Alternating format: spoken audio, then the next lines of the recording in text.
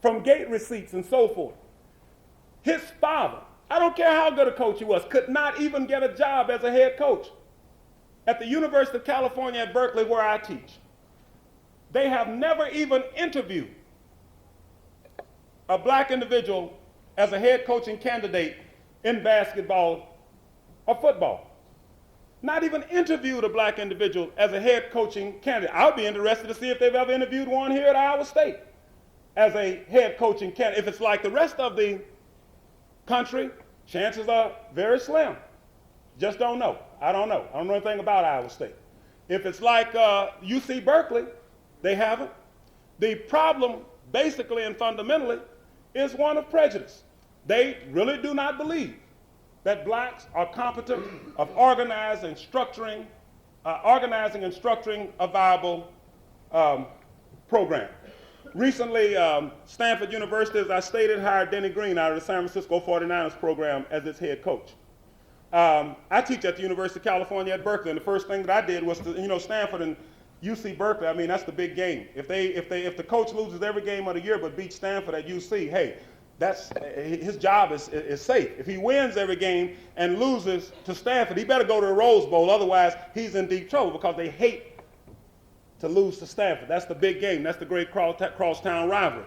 Well, as 2 weeks before I was supposed to go up for full professorship, before the decision was supposed to come down, Stanford hired Denny Green as his head coach. And being the resident expert on the sociology of sport, they asked me, well, what does this mean? I said, well, one of the things that it means is that I'm going to do everything I can to recruit athletes for Stanford to make sure that Denny is successful, because what's going to turn the thing around is not just that he's been hired, but how he performs.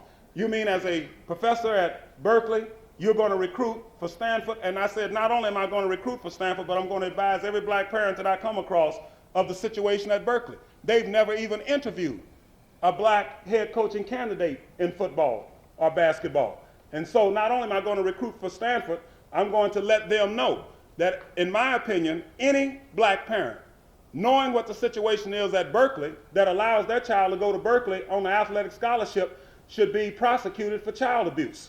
And of course, that was the headline in the paper, and right underneath it was Denny Green was hired at Stanford University as head coach. But that's the way I think that every black parent should approach the situation, because that is the only way that the thing is really going to change. The black community and black families must also inform themselves about the realities of black sports involvement, its advantages and liabilities, its triumphs and its tragedies. As a culture and as a people, we simply can no longer permit many among our most competitive and gifted young people to sacrifice a wealth of human potential on the altar of athletic aspirations, to put playbooks ahead of textbooks. We must get past the concept of doctor provoking images of Dr. J and Dr. K and Dr. Huxtable in the minds of our children. My message here is not that blacks should abandon sports, but that for our part, we must learn to deal with sports more constructively and more intelligently, even as we press for greater equity and expanded black access and mobility within the sports institution. And finally, it must be stated unequivocally that in the last analysis, black athletes themselves must shoulder a substantial proportion of the responsibility for improving black circumstances and outcomes in American sports, for continuing the dismantling of the plantation system. Black athletes must insist upon educational integrity in the athletic programs that they participate in, and upon educational discipline among themselves. It doesn't make sense to go in and simply pay this man's mortgage. As an athlete, you must insist that you get out of it what you contracted for, an ethical and equitable educational opportunity in exchange for your athletic participation. If you don't do that, then you're simply being pimped. You're being pimped. Just as Joe Paterno said upon the floor of the NC2A at the time that they were arguing over whether or not to pass Rule 48, we have raped a couple of generations of black athletes. And he was absolutely correct. The analogy is absolutely correct. You're being pimped. You're being raped when you go to school, pay some coach's mortgage, not just that coach, but you pay for all the programs if you're a football or a basketball player. Because football and basketball supports even those sports that blacks don't get scholarships in. Tennis, golf, badminton, wrestling, swimming, diving, water polo, supporting a whole bunch of white kids going to school as well as their coaches. And then not to even get an education out of it when they won't even give black people jobs, well, you're being pimped. You're being raped. Unless you like it, in which case you're not being raped. Hey, you just hoeing. You just straight out hoeing for the man. That's what it comes down to. You must insist upon educational integrity in athletic programs and upon educational discipline among yourselves. Black athletes must, again, as was the case in the late 1960s, take up the burden of pressing for change in the sports realm. If black athletes fail to take a conscious, active, and informed role in changing the course and character of black sports involvement, then nothing done by any other party to this tragic situation is likely to be either effective or lasting, if for no other reason than the fact that a plantation slave in a plantation system cannot be freed against his will. He has to want to be free. As was stated at the outset, black circumstances in sport are bound up inextricably with the broader black experience in America. Commensurate with the challenges of their times, blacks in sports have often struggled valiantly and on the cutting edge of the pressure for change. From the turn of the century into the 1930s, Jack Johnson, Paul Robeson, Joe Louis, and Jesse Owens were prominent in the fight for black legitimacy as athletes. Folks didn't believe that blacks were had legitimate athletic talent. They looked upon black accomplishment as kind of random, exceptional mutations of some type. They did not really believe that blacks were intellectually and physically competent and capable of organizing and focusing themselves toward athletic achievement. These athletes, from the turn of the century into the 1930s, were in the forefront of the fight, prominent in the fight for black legitimacy as athletes, a struggle that continues today in sports such as tennis and golf and swimming and diving and water polo and a bunch of other sports where to this day people argue, geez, blacks really aren't suited. We don't have the talent. We don't have the capability of being great swimmers and divers and tennis players. So that struggle continues. In the 1940s and into the 1950s, Jackie Robinson, Althea Gibson, Larry Doby, Roy Campanella, and others were prominent in the struggle for black access to mainstream American sport, a struggle that continues today in many sports, automobile racing, horse racing, where we once dominated, and the winter sports of skiing and ice skating and so forth. We just can't get into the around the table. We can't get into the training processes. To sit down and talk to Debbie Thomas about some of the things that she went through. Here's a lady who was a world-class skater. Even at her height, she went into places to practice, and when she walked through the door, somebody said, "Can I help you? You're not here to skate." I mean, they just couldn't believe it. The lack of black access is a struggle that continues. In the 1960s and into the 1970s, Jim Brown, Bill Russell, Curt Flood, Tommy Smith, John Carlos, Kareem Abdul-Jabbar, Lucius Allen, Mike Warren, Arthur Ashe, and most certainly Muhammad Ali fight to secure dignity and respect for blacks in sports. This struggle, too, continues even as we open yet another front in this war, the struggle for front office access and power. Clearly, then, our circumstances in sport are dynamic and ever-evolving in coordination with our circumstances in society. Inevitably, what we see in sport is what exists in society. It is an inescapable connection.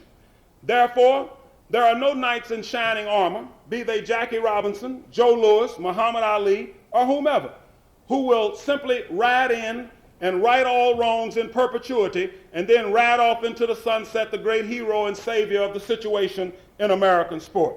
Because our situation is dynamic, our struggle in sport must be perpetual, and there can be no final victories. I fully expect my great-grandchildren to be dealing with these problems. The challenges facing us in sport today reflect those facing us in society. They are merely the latest. They will not be the last. The only question is whether those on all sides of the racial issue in sport have the wisdom, the courage, and the will to meet the challenges that confront us in our particular historical era, or whether subsequent generations will have to fight battles that we should have fought and won, rather than moving ahead to meet the challenges of their own historical era in both sport and society. Perhaps I've gone too long. Why don't we stop and take some questions and answers? Thank you very much.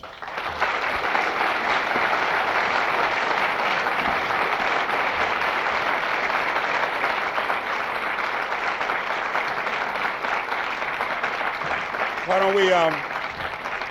I'd like to congratulate you on your promotion to full professor. Thank you. Yeah, it's usually something that I said. Got me in trouble. I'd like to make a comment about Iowa State as a candidate for head coach.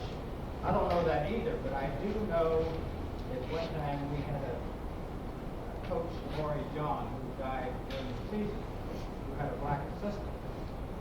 And at the time, instead of making him a black assistant, the interim head coach, they appointed him co-coach, a white coach.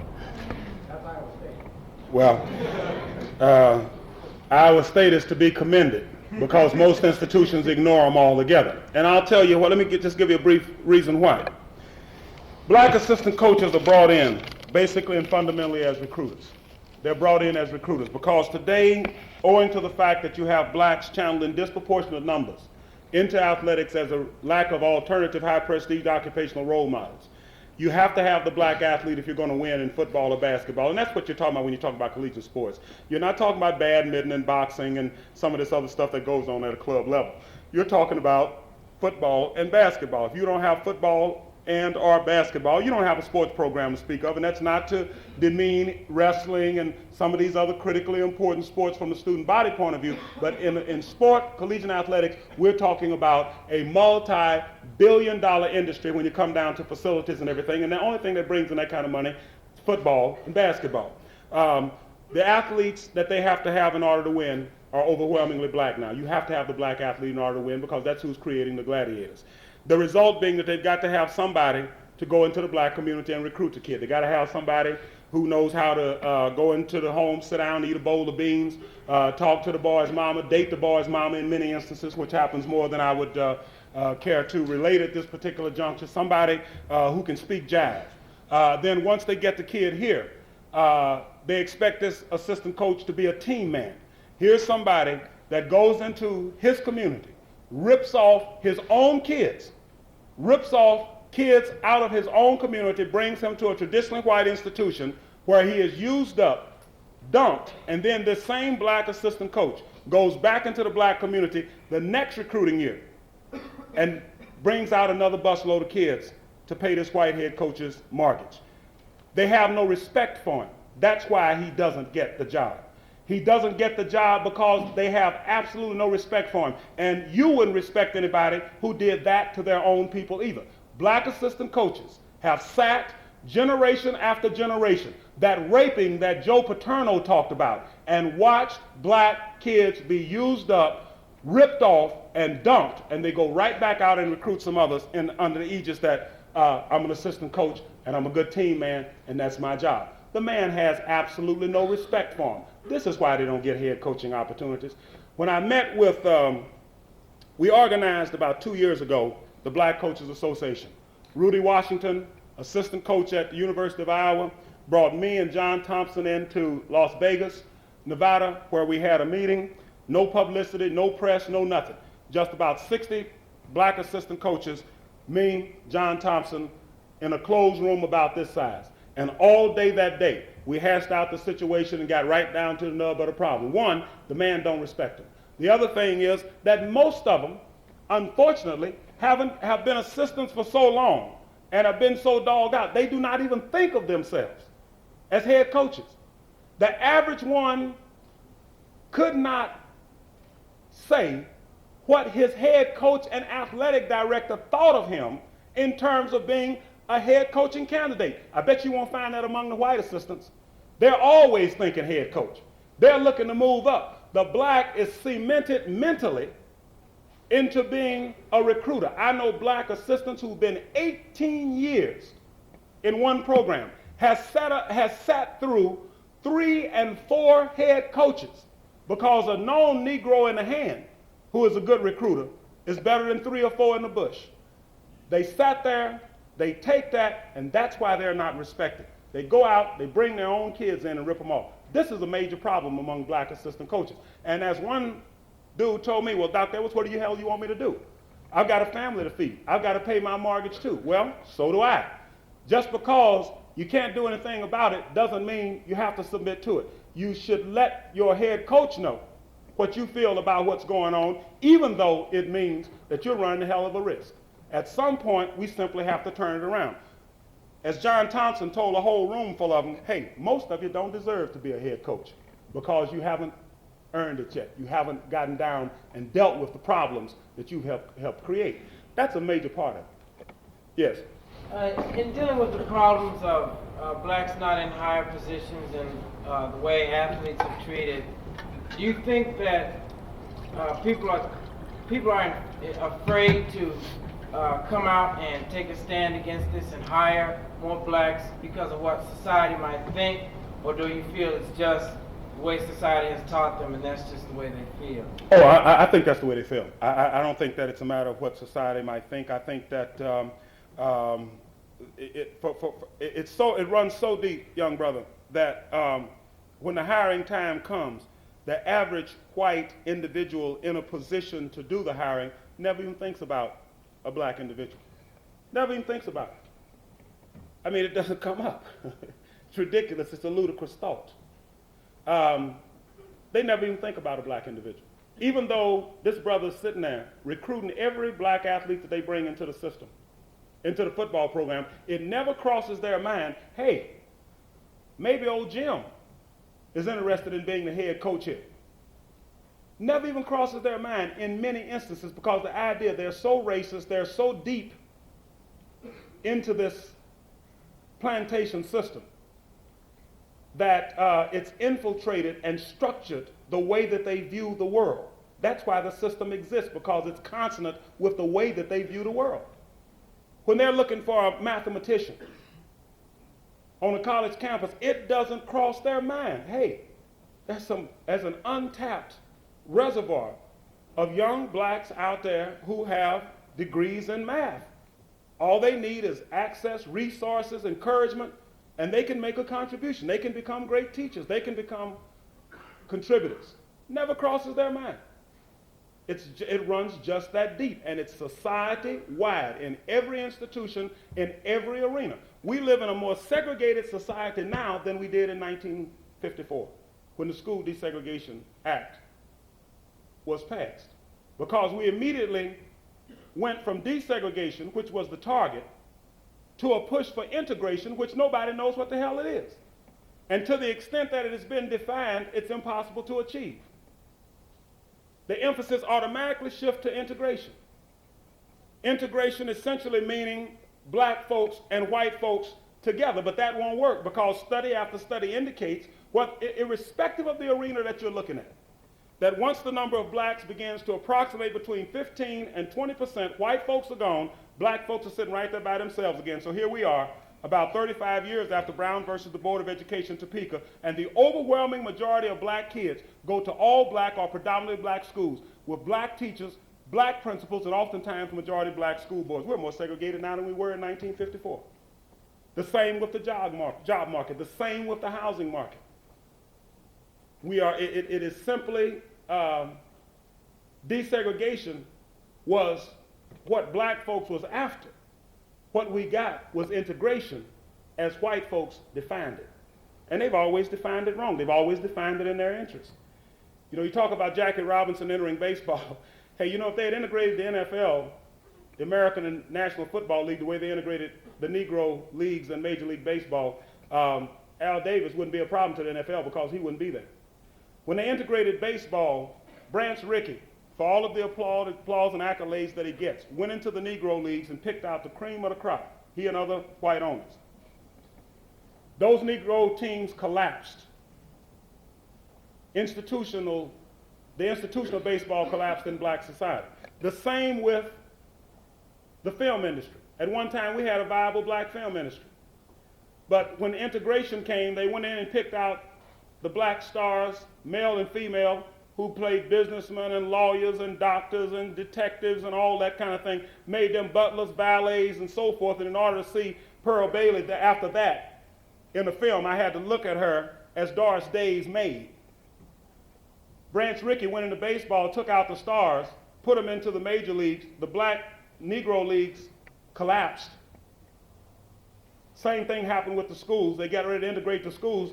Everybody who could move out of the black community moved out of the black community onto the periphery of white society into the integrated schools, or were bussed out. The black schools either collapsed or were impacted with people who couldn't get out. The education deteriorated. And as soon as those integrated schools reached 20, 25, 30% black, white folks split, and those became predominantly black, all black, except for the white folks who couldn't get out there. And so integration was what became the order of the day, even though what blacks were looking for was desegregation, and that's something entirely different, and something that white America does not want in any arena. And that's why we have this system of occupational apartheid. Because once you establish occupational apartheid, a plantation system of human relations in the economic sphere, determining priority of access to scarce goods and services, then you control everything else. Because if you don't have the money in America, you can't make it. You can't get into the house. You can't get into the proper circles. Yes? Do you find any relevance that there was a black coach appointed as head coach of the American Olympic team? Yeah, that proves that's the exception that proves the rule. When John Thompson was appointed head of the Olympic basketball team, that's one individual. There's nothing systematic that would assure that that's anything more than a token. Just as I tell people all the time, as special assistant to the commissioner of Major League Baseball, the fact that Bill White was hired as president of the National League is meaningless in the absence of a systematic, routinized process of regular access by competent, capable people throughout baseball who happen to be black, who happen to be female. Otherwise, you're just setting up a system of tokenism, which is in effect what happens when your institutions deteriorate. When there's not institutionalized regular access, there's a system of tokenism that tends to evolve. So yeah, I see that as the exception that points out the awful disparity that we have in this situation. It's simply not healthy. It's not healthy for the society. Most certainly isn't healthy for black people, because part of the price that we pay as a result of a lack of alternative high prestige occupational models is a lack of young people aspiring to be doctors, to be lawyers, to be school teachers. And that means that under circumstances where if every position in the major revenue producing sports were filled by blacks, you'd still have fewer than 2,000 black people employed in professional sports. Among some 25 to 30 million people, we have to simply begin to diversify and broaden our aspirations to include other vitally critical areas of personal and institutional development. Black society hurts, we become a burden to white society. White society hurts, it enhances and reaffirms the racist dispositions and so forth toward black people, and everything begins to deteriorate. So it's important that we have a broader perspective on this thing. Any other questions? Yes. You were going to talk about that new... Oh yeah, Proposition 42. How many people didn't know what Proposition 42 is? See how far we... Okay, let me just go over very, very briefly then. Proposition 42 was essentially evolved as an addendum to Proposition 48. Proposition 48 essentially stated that in order to be eligible to participate in sports as a freshman, an individual coming out of high school had to have a C average in 11 core courses, including English, math, physical science, and social science, as well as a 700 on the SAT, the Scholastic Aptitude Test, or a 15 out of 36 possible points on the American College Test, the ACT. If you are a partial qualifier, which is to say you had the 700 but not the C average, you had the 15 but not the C average, or you had the C average but not the 700 or the 15, you could get a scholarship, but you could not participate as a freshman, and you lost a year of eligibility.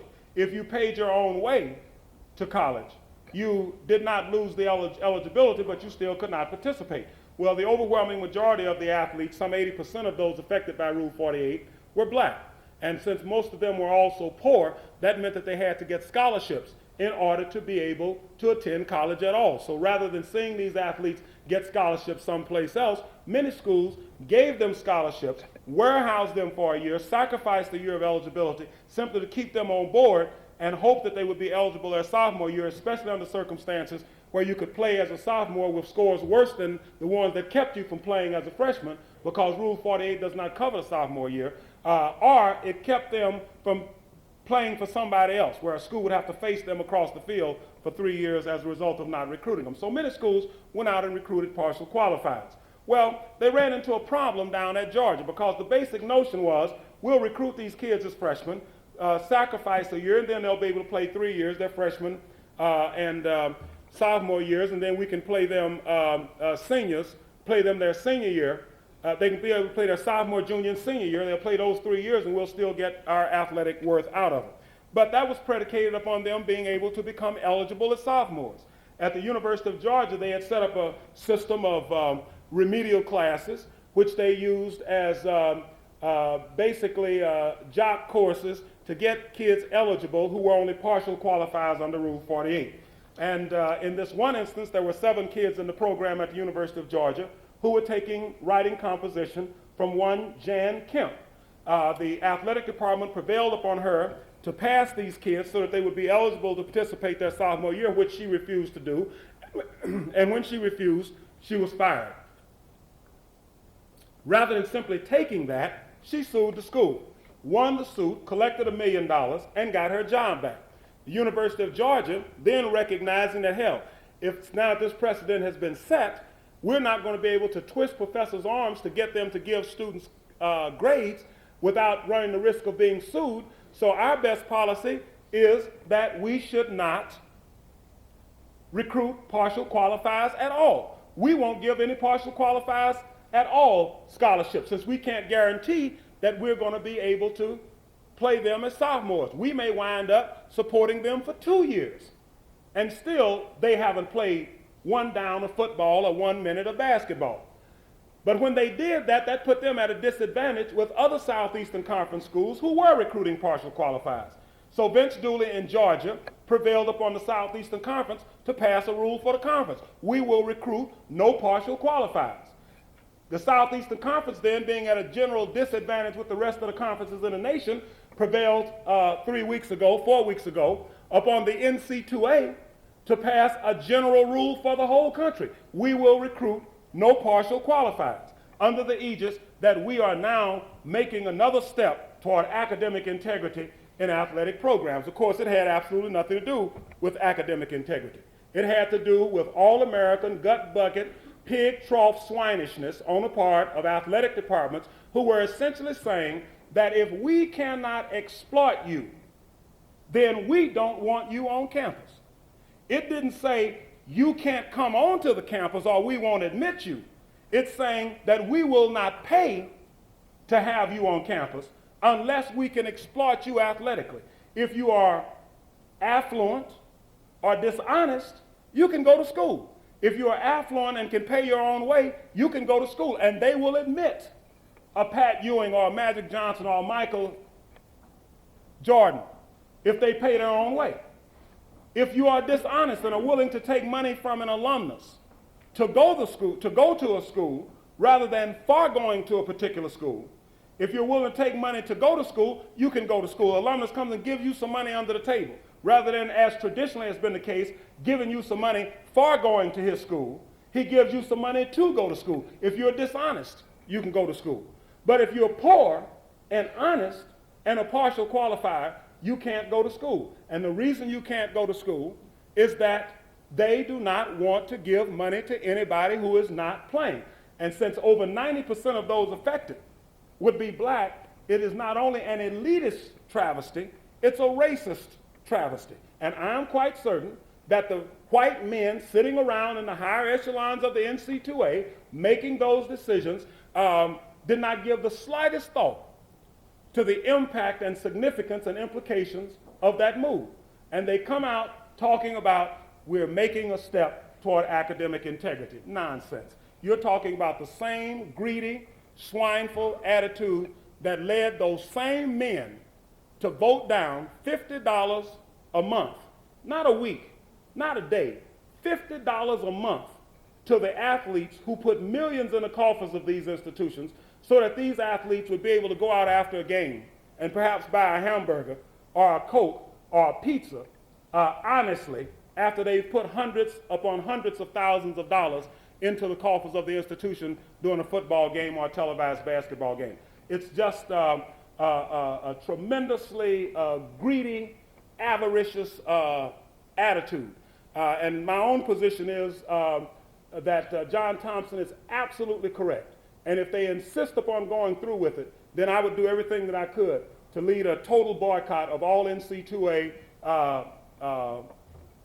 Division I sponsored events, including the basketball game, the championship tournaments. Just get up and walk the hell out. Follow right in Big John's footsteps. Just get up and walk out. And I think that those athletes who came in and who are able to get a scholarship, but under Proposition 42 would not be able to, have a responsibility to those young brothers coming behind them to take a stand in this regard. I do not know of anyone that I played with or played against as a scholarship athlete who would qualify for a scholarship under Proposition 42. People who are now lawyers, doctors, engineers, college professors, I would not have qualified for a scholarship under Proposition 42 under circumstances where my father couldn't send me across town on a damn bus, much less from East St. Louis, Illinois, out to California to play football and basketball and to go to college. If Proposition 42 were in vogue, I would not be able to go to school. What these people are doing now, out of some presumed concern for academic integrity, they are playing God. If you can't, what they're essentially saying, however, is that if we can't exploit you, we don't want you around. But that's consistent with the plantation mentality. Yes? Almost 90% of your speakers complained about the situation. And I did not quite understand. What do you suggest to rectify the situation? Revolt against the society? No, I think that black people simply have to behave. Black folks have to simply begin to understand what they're dealing with when they're dealing with sports and behave intelligently. That's the basic answer. When black parents refuse to let coaches come in and take their kids out and rip them off and dump them and then come back and get another busload, the thing will begin to change. And until we do that, nothing really done by anybody else is going to make any difference. But apparently you have not resigned from your professorship in view of the fact that there are so much injustices done in your presence in your university. You did not walk out. What do you mean I did not walk out? You did not revoke out. You did not say, I don't want this job and let. Oh, no. I don't think the idea is to walk out. What we have to do is to change the situation. I'm not advocating getting out of sport. I'm not advocating getting out of Iowa State University. I think that we belong everywhere in every institution. I'm going to be at the University of California at Berkeley. And every time they do something, I'm going to say, yeah, this is what the story is. And when I was at San Jose State as an instructor, we shut the damn place down. Could come around and doing the same thing at Berkeley. I don't know. But what I'm saying is that the basic thing is not to up and run out. We have to deal with the problem, analyze the problem, and let them know that we know what's going on. And you have to act, probably. Complaining is not enough. Oh, no, I agree with that. Hell, I've been an activist all my life. And 90% of the problem that I've had has been as a result of activism. You preaching to the converted.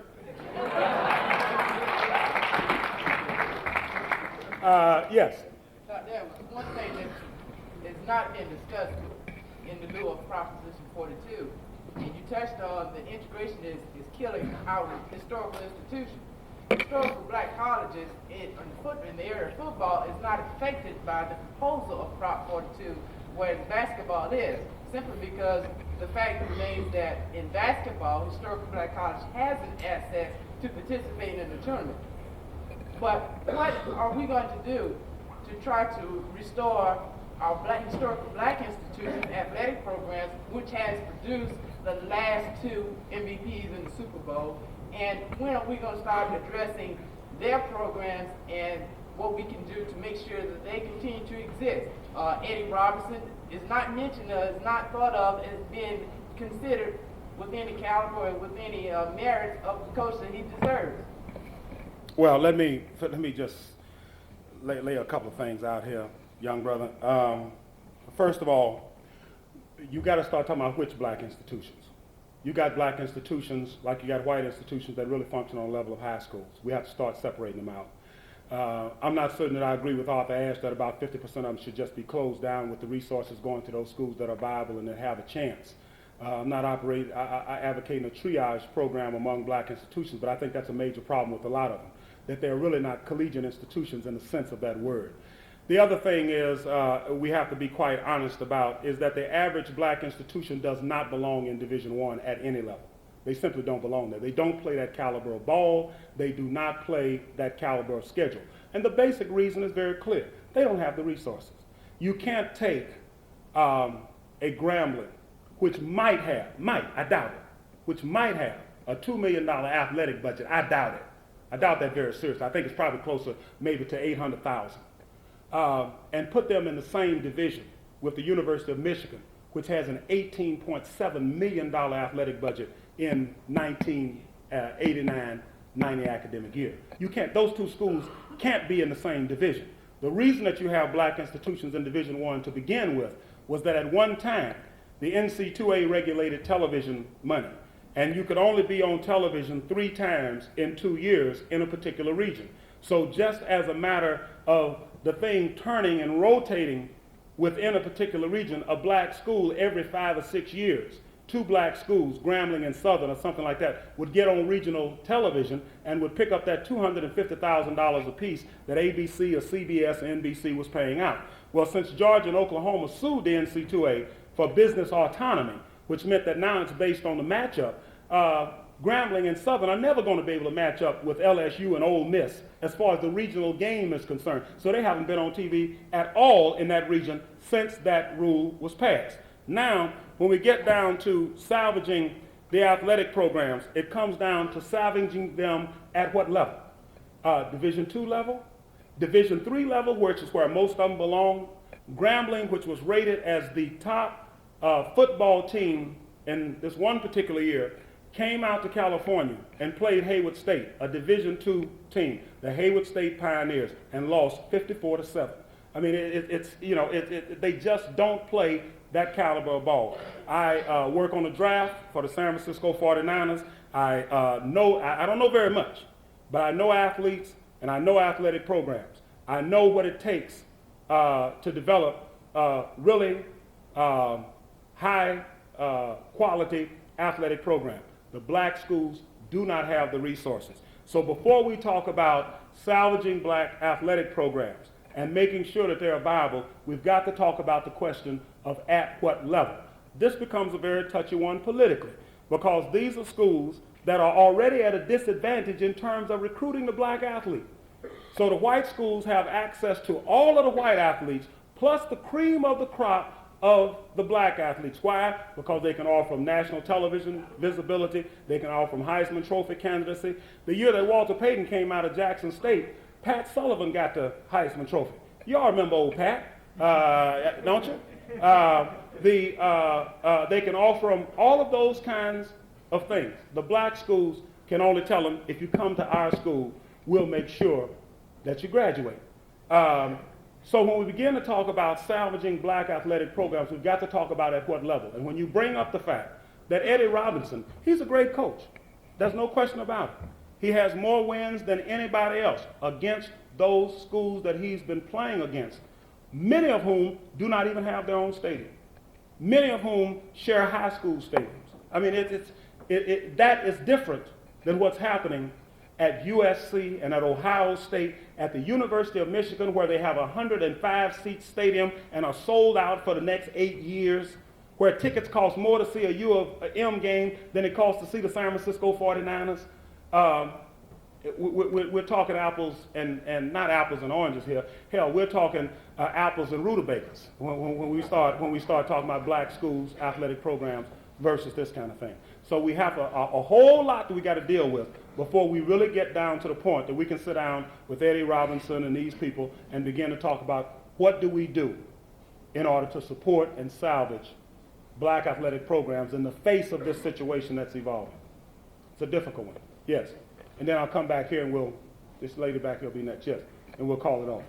I'm wondering about the exploitation of athletes.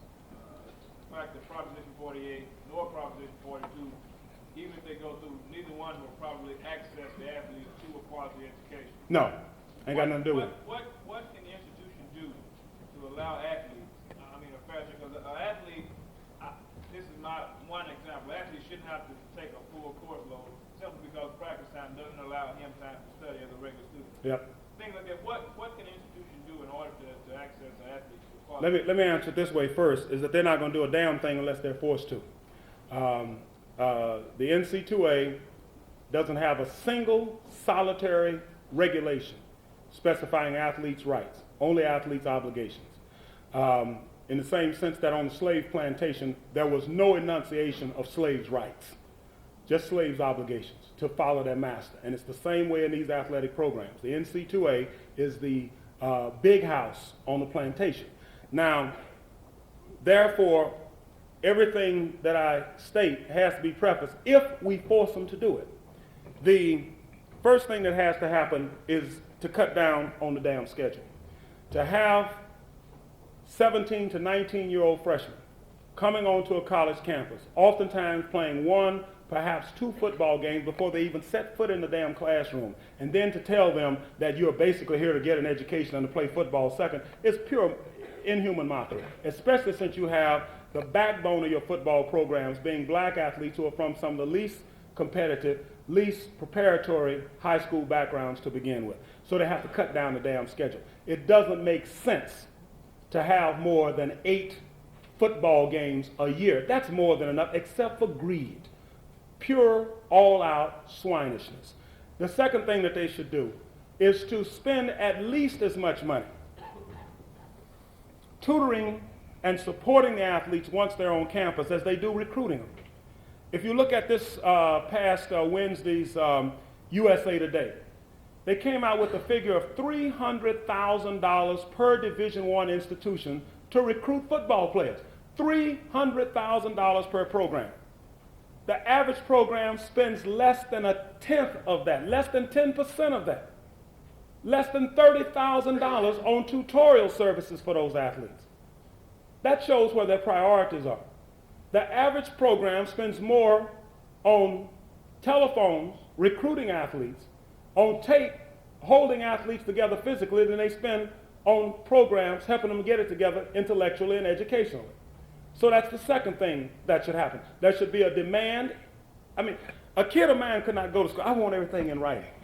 I want to know how many did you graduate from a similar background as my kid. Don't tell me this nonsense about, gee, we graduate 65% of our athletes because they're lumping in badminton, tennis, golf, swimming, diving, field hockey, and everything else all in there. They found somebody who came in as a sophomore, tried out for the badminton team, dropped off, went into engineering, graduated 4 years later, and because his name appeared on the badminton team roster as a freshman and on the graduating engineers roster, they classify him as a graduating athlete, and that pumps the damn thing. Tell me what happened to the black athletes that you brought in football from incomes of under $20,000 a year, with scores less than 800 on the SAT and a basic background exclusive of math, of science, and so forth. Tell me how many of those graduated and what did you do to support them. Then I want it in writing about what is going to happen on a year-to-year basis in terms of my kid and what he is supposed to get out of it. The average institution does not even have tutorials as a line item budget, as a line budget item in the athletic budget. They don't even have support for kids as a line budget item. It's something that you throw some money at when it comes up, if there's any left. I would insist upon that kind of thing. And the other thing is, I think that I would look for a school that had some sensitivity to the kind of cultural and social environment that my kid's going to be moving in. Most institutions take these black kids, isolate them from what community there is in the general student body, put them off in an athletic dormitory, And so along with putting in 45 to 60 hours a week preparing for, participating in, and recovering from football, when they're not in football, they're off with other athletes, usually in a damn dormitory, usually someplace else, isolated from the general student body. And the last thing that most of these coaches want to see is them associating in any direct way with the black student, especially the black student union and this kind of, hey, you get involved in that kind of stuff, hey, they think you got an attitude problem a lot of times. You got a big problem. And if some issue comes up and you are involved in the black student union, the first thing they want to do is to see you retreating out of that. So I would look to all of those kinds of things. And I think that those are the kinds of things that have to be done if schools are going to turn it around. But I see absolutely no inclination to do that. First is that there is nobody there in the athletic process telling these white head coaches and athletic directors, hey, here's some things we ought to be considering if we're going to have 60% of our football team black, if we're going to have 75% of our starters in basketball black, if not all black. Here's some things that we ought to be considering. Because the guy that's sitting there as an assistant coach isn't going to go up and say, hey, man, look here, we're recruiting these kids coming in. Here's some things that we got to do. Otherwise, they're not going to graduate. They're not going to graduate. We got big problems. And on top of that, I can't continue to do this. He's not going to do that. He's not going to go in and make that statement. And so where does the input come from? It most certainly doesn't come from the press. The press is whiter than the damn coaching and athletic director corps. Where does it come from? From the faculty? The average faculty member couldn't give a damn and really wouldn't care if the black athlete was not on campus at all. That's not their shop. They don't